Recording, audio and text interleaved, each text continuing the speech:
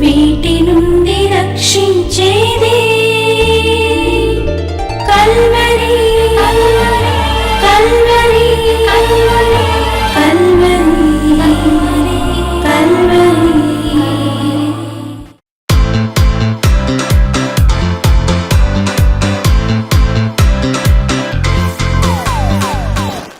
ప్రభు అయిన యేసుక్రీస్తు వారు జీవించి ఉన్న కాలంలో ఆయన శిష్యులు ఆయన వద్దకు వచ్చి అనేక ప్రశ్నలు అడుగుతూ ఉండేవారు ఆయన్ని. ఒకరోజు ఆయన కూర్చుని ఉన్నప్పుడు పేతురు వచ్చాడంట ఆయన దగ్గరికి వచ్చి మత్తయి సువార్త 18వ అధ్యాయము 21-22 వచనాలు చూద్దాం. ఆ సమయంలో పేతురు ఆయన దగ్గరకు వచ్చి, ప్రభువా, నా సహోదరుడు నా ఎడల తప్పిదం చేసిన ఎడల ఎన్ని మారులు నేను క్షమించాలి అంటూ జవాబుగా కూడా అన్నాడంటే 7 మారులు మట్టుగా, అంటే 7 times నేను క్షమించవచ్చా ఒకవేళ నా సహోదరుడు తప్పిదం చేస్తే. ఇద్దరు అన్నదమ్ములు ఉంటారు. ఆ అన్నదమ్ములు ఏవో సమస్యలు ఉంటాయి. తమ్ముడు అన్నను నిందించడమో, అన్న తమ్ముడు నిందించడమో, లేనిపోయిన మాటలు మాట్లాడటం ఉండటమో ఏదో జరుగుద్ది. లేదు ఇంకేదైనా తప్పులు ఉండుంటే సొంత తోబుట్టిన ఒక తల్లి గర్భమును పుట్టిన సహోదరుని ఎన్ని మాటలు క్షమించాలి? అది పేతురుకు వచ్చిన అనుమానం. ఇది పేతురుకు వచ్చిన అనుమానమే కాదు, ఆయన సర్వమెరిగిన వాడు, కొన్ని యుగాల నుంచి జీవిస్తున్న దేవుడు కనుక ఈ మాట అడిగింది 2023 సంవత్సరాల క్రితం యేసు ప్రభువుని శిష్యుడు అడిగాడు. ఈ 2023 సంవత్సరాలు జరిగినా కూడా ఇప్పుడు ఒక తల్లి గర్భంలో అన్నదమ్ములు జన్మిస్తూనే ఉంటారు కనుక వారి మధ్య పొరపుచ్చాలు తప్పిదాలు ఉంటూనే ఉంటాయి. కాబట్టి ఈ జనరేషన్లో కూడా ఒకవేళ తప్పు చేస్తే ఎన్నిసార్లు క్షమించాలి? 7 సార్లు క్షమిస్తే చాలా, 8వసారి అతన్ని శిక్షించవచ్చా? అది నీకు వచ్చే అనుమానం, నీ మనసులో కూడా ఉంటుంది. నీ మనసులో ఉన్న ఈ అనుమానాన్ని నివృత్తి చేయాలని ప్రభు ఆ రోజుల్లో పేతురికి ఆ ప్రేరేపణ కలిగించి యేసు ప్రభువాన్ని మాట అడిగించాడు. యేసు ప్రభువారు అంటాడు, అందుకు యేసు 7 మార్లు మట్టుకే కాదు 70 ఏళ్ల వరకు అన్నాడు. 70 సంవత్సరాల వరకు క్షమిస్తూనే ఉండాలంట, 7 సార్లు కాదు. మరి 70 సంవత్సరాలంటే అసలు మనిషి జీవితం అయిపోద్ది కదా. అంటే నీ సహోదరుడు జీవించి ఉన్నంత కాలం 70 ఏళ్ళు అనే మాట ఎందుకు అన్నాడంటే, ఇంకో 2000 సంవత్సరాలు వెనక్కి వెళ్తే మోషేతో ఈ మాట రాయించాడు. నరుడు ఆయుష్ 70 ఏళ్ళు, అధిక బలం ఉంటే 80 ఏళ్ళు. అంటే అసలు మనిషి జీవించున్నంతకాలం 70 ఏళ్ళ జీవించేది, అధిక బలం ఉంటే 80 ఏళ్ళు. జీవించి ఉన్నంత కాలము నీ సహోదరుడు నీ ఎడల తప్పిదం చేస్తుంటే క్షమిస్తానే ఉండాలి. అది యేసు ప్రభు వారు తేల్చి చెప్పేసిన మాట. అసలు ఎందుకు ఈ సహోదర ప్రేమ గురించి ఇలాంటి క్వశ్చన్ వేయించాడు, అడిగించాడు? హెబ్రీయులకు రాసిన పత్రిక 13వ అధ్యాయం 1వ వచనంలో అంటాడు, సహోదర ప్రేమ నిలవరముగా ఉండనీయుడి అంటాడు. సహోదర ప్రేమ, ఒక తల్లి గర్భంలో పుట్టిన అన్నదమ్ములు పూర్వకాలం నుంచి కూడా ఒకరినొకరు ప్రేమించుకుంటూ, క్షమించుకుంటూ, ఆదరించుకుంటూ ఉండేవారు. పూర్వకాలంలో అన్నదమ్ముల మధ్య ఎలా ఉండేదంటే, ఇద్దరు అన్నదమ్ములు ఉన్నారనుకోండి, ఆ కాలంలో ఆ తల్లిదండ్రులు కష్టపడి 1 ఎకరం పొలము, 1 అరెకరం పొలము, ఇప్పుడు స్టైల్లో చూడాలంటే ఒక డూప్లెక్స్ హౌసో, ఒక అపార్ట్మెంటో ఒకటే ఉంది. ఇద్దరు బ్రదర్స్, ఇద్దరిలో ఒకరికి కనుక మంచి ఉద్యోగం, గవర్నమెంట్ ఉద్యోగం కనుక వచ్చి ఉంటే ఆ సహోదరుడు ఏం చేసేవాడంటే, ఒకవేళ మిగతా సహోదరుడు ఏ ఉద్యోగం లేక, సరిగా బ్రతుకు తెరువు లేక కనుక ఉంటే ఏం చేసేవాళ్ళంటే, అప్పట్లో అన్నయ్య నా కోసం నువ్వు కష్టపడి చదివించావు కనుక నాకు ఉద్యోగం వచ్చింది, దేవుడు నాకు బ్రతుకు తెరువు ఇచ్చాడు, కాబట్టి మన ఊర్లో ఉన్న 1 ఎకరం పొలం నువ్వే తీసుకో, నీ పిల్లలు చదువుకోవాలి, నీ పిల్లలు మరలా వివాహాలు అవ్వాలి కనుక నువ్వు ఉంచేసుకో అనేవాడు. అంతేకాదు, ఒకరికి ఉద్యోగం వచ్చి ఏ పట్టణమో వెళ్ళిపోతే వారి తల్లిదండ్రులు కష్టపడి సంపాదించిన స్థలంలో కట్టుకున్న గృహం కూడా ఆ ఊరిలోనో ఆ ఇంట్లోనో ఉంటున్న బ్రదర్కి ఇచ్చేసేవాళ్ళు. ఇదివరకు ప్రేమలో అంత బాగుండే. ఏమైపోతున్నాయి అంటే, ఈ ప్రేమలో భార్యలు వచ్చిన తర్వాత ఈ ప్రేమలో దూరం అయిపోతున్నాయి. సహజంగా వివాహం అవగానే ప్రతి మనిషిలోనూ కొంచెం సెల్ఫిష్నెస్ పెరుగుద్ది. సెల్ఫిష్నెస్ ఉండకుండా మనిషి ఉండకూడదు. ఈ సెల్ఫిష్నెస్లో ఏం చేస్తాడంటే, నాకు భార్య వచ్చింది, నాకు పిల్లలు పుడుతున్నారు కనుక నేను ఇక డబ్బు కూడబెట్టుకోవాలి, ధారాళంగా మా ఇంటికి, మా తల్లిదండ్రులకో నా సహోదరుడికో ఖర్చు పెట్టకూడదు. సహోదరుడికి ఒకవేళ ప్రేమ కొద్దీ ఇచ్చేవన్నీ కూడా లెక్క పెట్టడం మొదలు పెడతాడు. ఈ నెలలో నేను ఎన్ని ఇచ్చాను, ఎంత ఇచ్చాను, చాలిక వాడు కష్టపడకుండా ఉండి, నాతో పాటు చదువుకోకుండా ఉండి, నాతో పాటు చదువుకుని ఉంటే వాడు కూడా పెద్ద ఆఫీసర్ అయ్యేవాడు, వాడికి కూడా లక్షలు వచ్చాయి కదా. వాడు చదువుకోకుండా ఆ రోజుల్లో ఆ ఊరిలో అటు ఇటు తిరిగి ఈవేళ తనకు భార్య పిల్లలు వచ్చారు కాబట్టి తన ఖర్చు కూడా నన్ను భరించమంటే ఎట్లాగూ అనేది మనసులో కలిగి ఏం చేస్తాడంటే, తను భార్య పిల్లలు రాగానే ఇదివరకు ప్రేమించినంతగా, వారి అవసరాలు తీర్చే అంతగా ఇప్పుడు తీర్చడం, కొలత కొలిసి పంపిస్తూ ఉంటాడు. కొంచెం భార్య మాట వినటం కనుక నేర్చుకుంటే మెల్లిగా భార్య ఏం చేస్తుందంటే చెవిలో ఇంకొంచెం చెప్పటం మొదలుపెట్టుంది. ఏమండి, మనం పంపిన డబ్బులతోనేమో ఇల్లు నడుపుకుంటూ, వాళ్ళు కష్టపడే డబ్బులతో మీ వదిన గారు, నా తోడుకోళ్ళు ఎంత బంగారం కొందో తెలుసా, ఎన్ని డబ్బులు బ్యాంకులో ఉన్నాయో తెలుసా, బ్యాంకులో కూడా వాళ్ళు నిలవేశారంట. మనకు పంపడం అవసరమా, మనకు పిల్లలు పుట్టారండి, పిల్లలు పెరుగుతున్నారు. ఎన్ని లక్షల సంపాదన వచ్చినా కూడా ఈ సహోదరుని ప్రేమించే విషయంలో ఇక వెనకంజ వేస్తూ ఉంటాడు. అందుకనే పెద్దలు ఒక మాట అంటారు, అన్నదమ్ముల ప్రేమ, అన్నదమ్ముల వివాదం కానీ, తల్లిదండ్రుల ఆస్తిపాస్తులు అన్నదమ్ములు పంచుకోవటంలో కానీ, ఆ పంచాయతీలోనంట భార్యలను కూర్చోబెట్టకూడదంట. ఆ పంచాయతీలో భార్యలు కానీ కూర్చుని ఉంటే అది సెటిల్ అవ్వకపోగా ఆ వివాదం చెలరేగి కక్షలు పెరిగి అన్నదమ్ములు మాట్లాడుకోవటమే మానేసిన పరిస్థితులు వస్తాయంట. అందుకని అన్నదమ్ముల పంచాయతీలో ఏ భార్యను కూడా, వారిద్దరు భార్యల్లో ఎవరు కూడా కూర్చోటానికి వీలు లేదు అని మన పెద్దలు తేల్చి చెప్పేశారు. అది పాటించాలి ఒక్కొక్కసారి. ఎందుకనంటే కట్టుకున్న భార్య, తను ప్రేమించే భార్య ఏం చేస్తుందంటే, ఒక ఉచిత సలహా కాబట్టి సలహా ఇస్తుంది, ఒక పుల్ల అడ్డం వేస్తుంది, ఒక మాట వేస్తుంది. ఆ మాట నిజమే అనిపించవచ్చు ఆ సమయంలో. ఆ నిజమే అనిపించినప్పుడు నువ్వు తీసుకునే నిర్ణయం నీ సహోదరుడికి అది ఇబ్బంది కలగవచ్చు. నిజంగానే ఒక్కొక్క ఇంట్లో మనం గమనించినట్లయితే, ఎందుకనో కొంతమందికి చదువు సాగదు. ఇంటర్మీడియట్ ఫెయిల్ అవ్వటమో, 10th ఫెయిల్ అవ్వటమో, ఈ ఫెయిల్ అయ్యి ఏ పని చేయాలి సరైన నిర్ణయం తీసుకోలేక అట్లాగే ఖాళీగా ఉండి, ఈలోపు తల్లిదండ్రులు ఏదైనా ఎంప్లాయీస్ అయి ఉంటే వాళ్ళిద్దరికి వచ్చే పెన్షన్ పోషిస్తూ ఉంటారు. ఈ లోపల సమయం ఆగదు కాబట్టి ఒక వివాహం కూడా చేసేస్తారు. వివాహం అయింది, భార్య వచ్చింది. భార్య వచ్చినాక బిడ్డలు పుట్టకుండా ఆగదు సమయం. బిడ్డలు పుట్టేస్తారు, పెరుగుతూ ఉంటారు. వాళ్ళ అవసరాలు, బర్త్డేలకి మంచి బట్టలను, బూట్లను, ఇక స్కూల్స్కి మంచి కాన్వెంట్కి పంపుకోవాలి, స్కూల్ ఫీజులు కట్టుకోవాలి. ఇవన్నీ కూడా ఇన్ టైంలో, సరైన సమయంలో సరైన ఉద్యోగమో సరైన వ్యాపారమో చేయలేని మనిషికి ఏమవుతుందంటే కష్టసాధ్యం అవుతుంది. ఈ కష్టసాధ్యమైన సమయంలో తన తమ్ముడో అన్నో ఉన్నతమైన స్థితిలో ఉంటాడు, పట్టణంలోనే ఎక్కడో ఉంటాడు.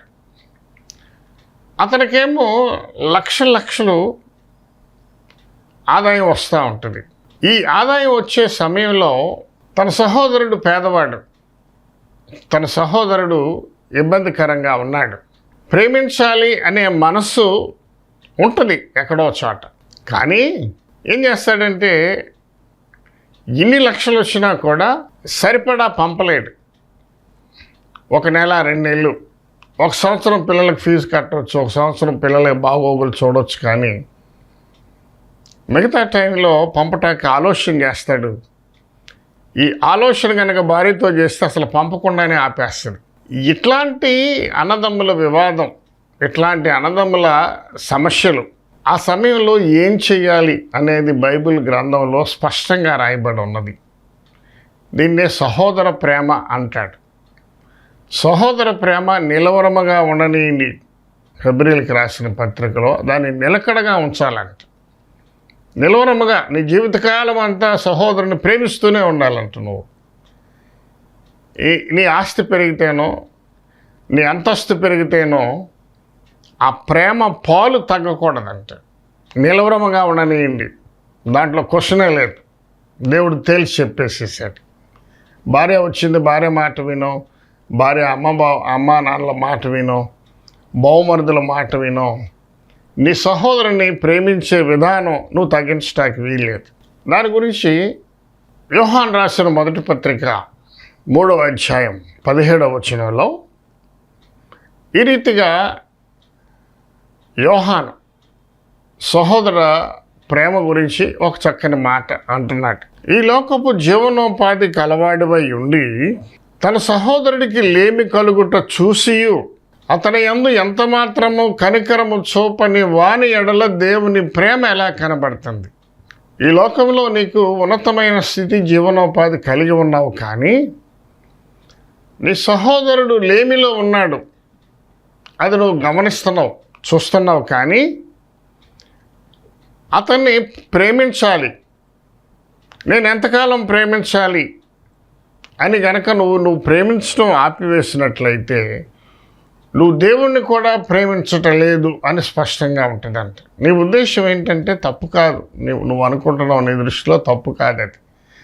నేను ఎంత సహాయం అని చేస్తాను, నాకు పెళ్ళయింది, పిల్లలు వచ్చేసారు కదా,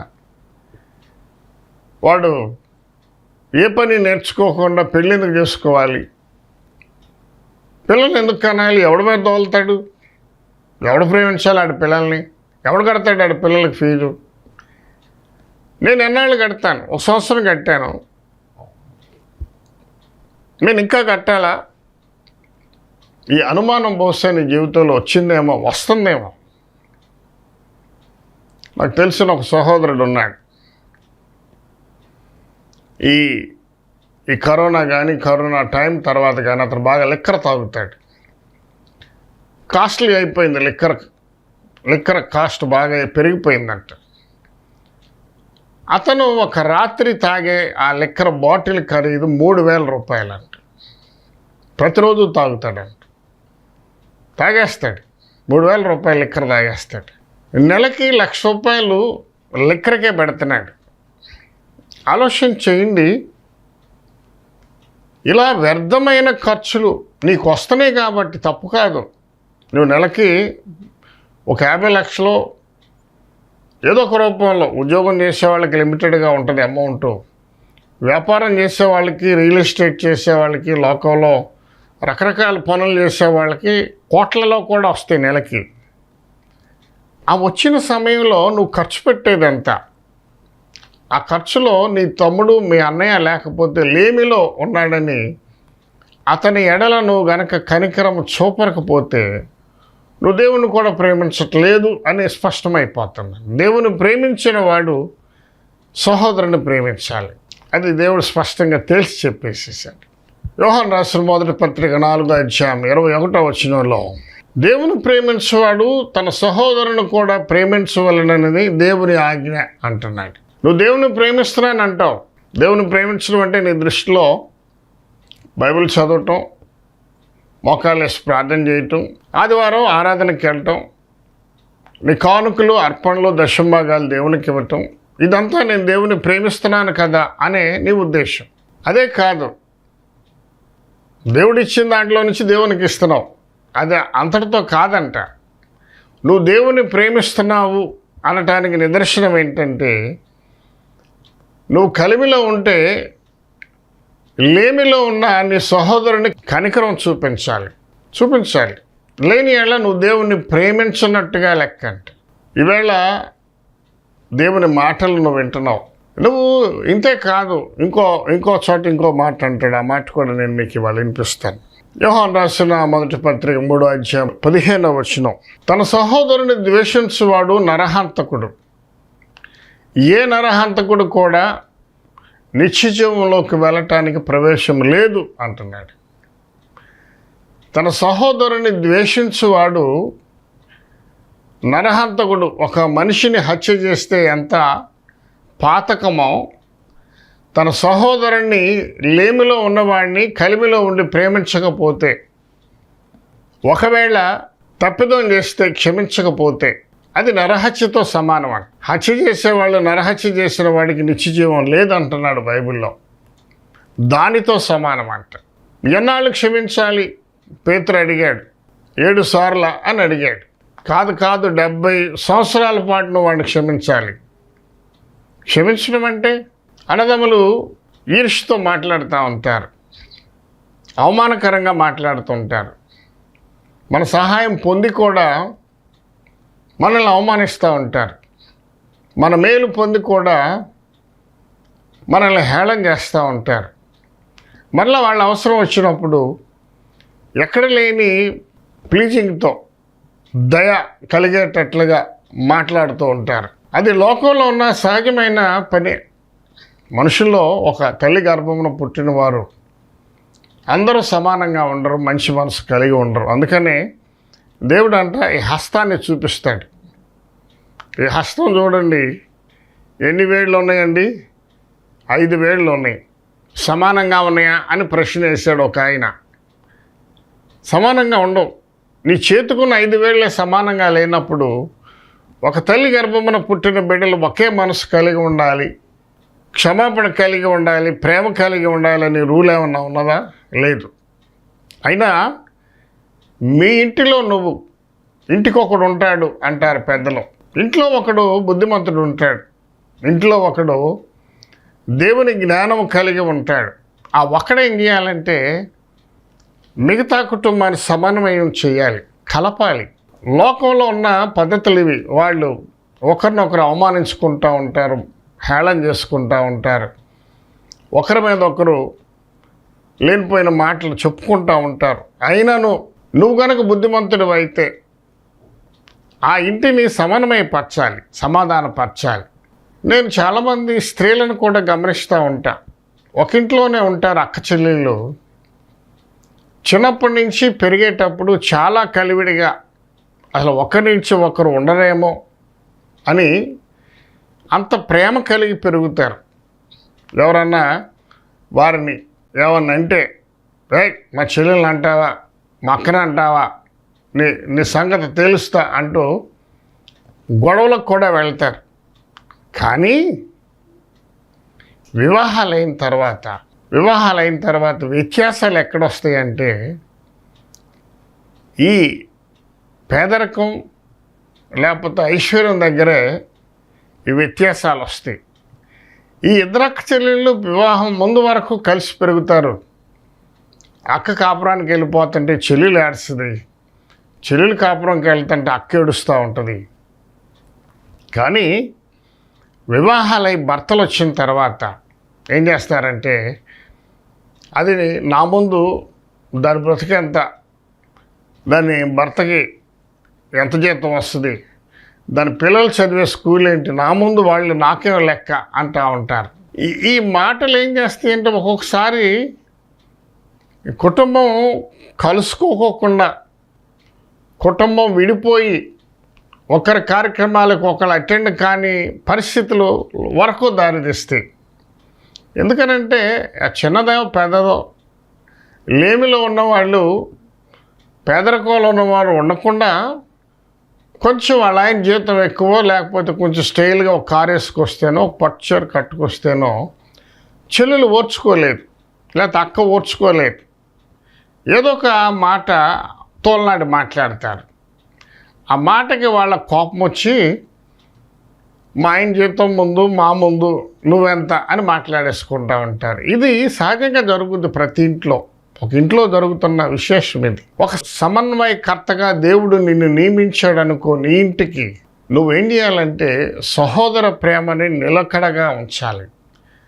సహోదర ప్రేమ అనే మాటకి ఇంతకుముందు చెప్పాను, పూర్వకాలంలో అలా ప్రేమించుకునేవాళ్ళు. అంతేకాదు ఎక్కడున్నా కూడా మీ అన్నయ్య పడిపోయాడు, హాస్పిటల్లో ఉన్నాడయ్యా, ఏదో పెరాలసిస్ లాగా అంటున్నారు, నాకు భయంగా ఉందని వదిన గారు ఫోన్ చేస్తే ఆగమేఘాల మీద పరిగెత్తుకొస్తాడు. అది సహోదర ప్రేమ అంటే. లేదు మీ తమ్ముడిని ఎవరో కొడుతున్నారంట అంటే అన్న పరిగెడతాడు, వాడు ఎవరినైనా కొట్టిపడేస్తాడు. ఇది సహోదర ప్రేమ. ఈ ప్రేమని నిలకడగా ఎల్లకాలం చచ్చిపోయే వరకు నిలకడగా ఉంచాలి. చచ్చిపోయే వరకు వాళ్ళు తప్పులు చేస్తూ ఉంటారు. వాళ్ళు బుద్ధి జ్ఞానం లేనివారు, దేవుని జ్ఞానం వారికి లేదు కాబట్టి వారు తప్పిదాలు చేస్తూ ఉంటారు, అవమానిస్తూ ఉంటారు.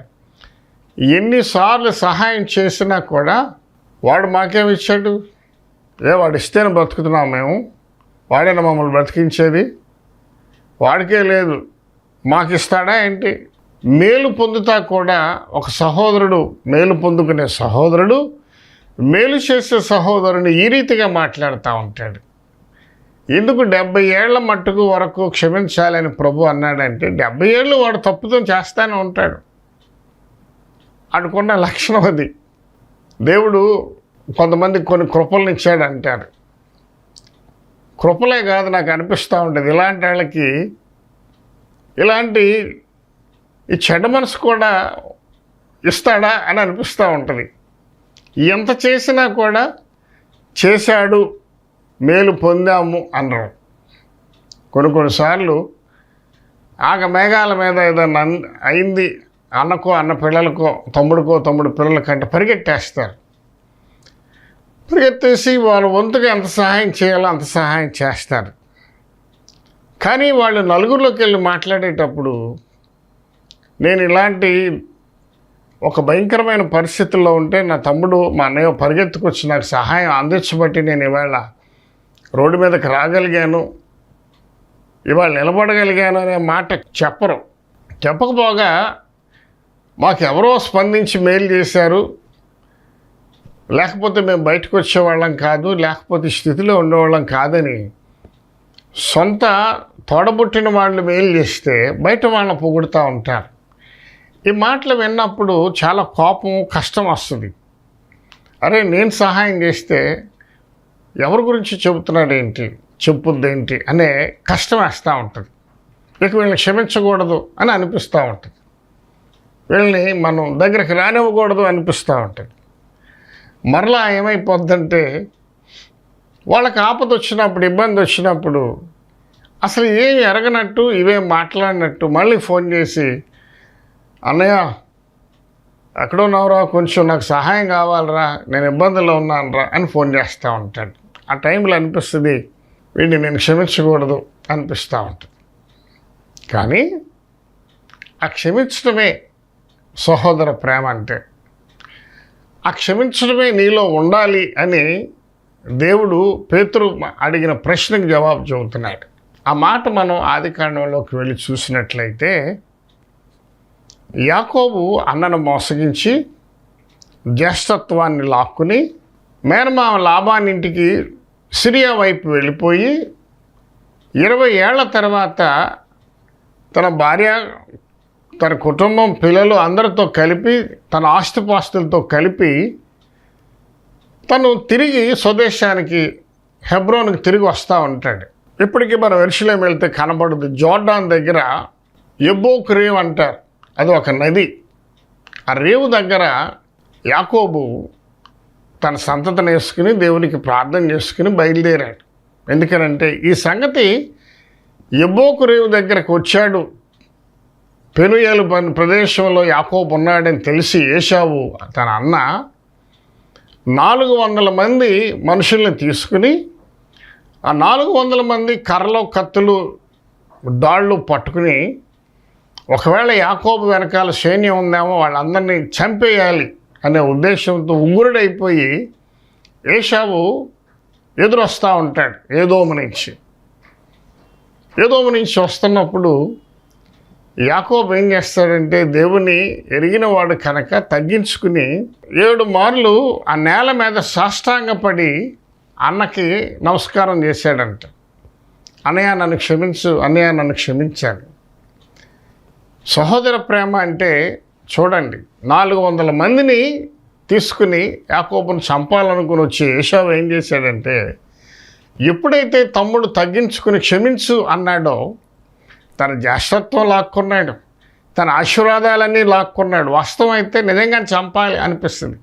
అంత చేసినప్పటికీ కూడా ఎప్పుడు సాష్టాంగపడి తగ్గించుకున్నాడో పరిగెత్తుకుని వచ్చి తమ్ముడిని కౌగిలించుకుని మెడ మీద పడి ముద్దు పెట్టుకుని అంటే యాకోబుని, రా తమ్ముడు నాతో, నువ్వు నీ కుటుంబం తీసుకెళ్తాను రమ్మన్నాడంటే, నాతో రండి, నీ సంపద అంతా మా పనివారు తీసుకొస్తారని అన్నాడంటే. అలా ఉంటుంది ప్రేమ అంటే, అలా ఉంటుంది ప్రేమ అంటే, సహోదర ప్రేమ అంటే. నీ జీవితంలో కూడా ఎందుకు బైబిల్లో రాశాడంటే ఆ ప్రేమ మనలో కూడా కనబడాలి. అంతేకాదు చివరి మాట ఒకటి చదువుకుందాం. యోహాను రాసిన మొదటి పత్రిక 3వ అధ్యాయం 14వ వచనాన్ని కనుక మనం చదివినట్లయితే, మనము సహోదరులను ప్రేమించుచున్నాము కనుక మరణములో నుంచి జీవంలోకి నడిపించుచున్నాం, దేవునికే మహిమ కలుగును గాక. ఎంత గొప్ప కార్యం అంటే, నువ్వు బాప్తిసం తీసుకున్నా తీసుకోకపోయినా, రొట్టెలో పాల్గొనకపోయినా, నీ సహోదరుని కనుక ఈ రీతిగా క్షమిస్తూ ప్రేమిస్తూ ఉండి ఒకవేళ నువ్వు సడన్గా చనిపోయినా కూడానంట నిత్య నరకంలోకి వెళ్లకుండా నిత్య జీవంలోకి వెళ్తావంట. దేవుడు ఈ మాట స్పష్టంగా అంటున్నాడు. దేవునికి మహిమ కలుగును గాక. నువ్వు రక్షణ పొంది రొట్టె తీసుకుంటూ నీ సహోదరుని కనుక ద్వేషించినట్లయితే నరకానికి వెళ్తావు. ఏమీ లేకపోయినా సహోదరుని కనుక ప్రేమిస్తే నిత్య జీవంలోకి వెళ్తావు. కనుక ప్రియమైన సహోదరి సహోదరుడా, మన ఇంట్లో ఒక తల్లి గర్భంలో పుట్టిన మీలో కొందరు పిచ్చివాళ్ళు ఉంటారు, వెరివాళ్ళు ఉంటారు, దౌర్భాగ్యులు ఉంటారు, దేవుని చేత భ్రష్టత్వానికి అప్పగించబడిన వారు ఉంటారు. ఎవరైనా ఉండనివ్వండి, వారు మిమ్మల్ని అవమానపరిచినా నిందించినా కూడా మీకు గనక దేవుడు సమృద్ధిని కలగ చేస్తే వాటిలో నుంచి లేమిలో ఉన్న మీ సహోదరుడు సహోదరుని క్షమించి ప్రేమించి వారిని కనుక ఆదరించినట్లయితే దేవుడు మీకు నిత్య జీవాన్ని అనుగ్రహిస్తాడంట. దేవుడి మాటలు దీవించునుగాక. ప్రార్థన చేసుకుందాం. పరిశుద్ధుడైన తండ్రి, ఎంత మంచి మాటలు మాతో మాట్లాడావయ్యా. సహోదర ప్రేమ నిలకడగా ఉండాలని, సహోదరుడు తప్పిదం చేసినప్పటికీ 70 సంవత్సరాల వరకు క్షమించాలని, అట్లా చేసినట్లయితే నిత్యజీవం మాకు వస్తుందని ఈ మాటల ద్వారా నేర్చుకుని ప్రార్థనలో ఏకీభవించిన వారందరూ కూడా వారి కుటుంబాల్లో సహోదర ప్రేమ నిలవరముగా ఉంచినట్లుగా వారికి అట్టి మనస్సు కలగ చేయమని నజరేయుడైన యేసుక్రీస్తు నామంలో ప్రార్థిస్తున్నాం పరమ తండ్రి. ఆమేన్.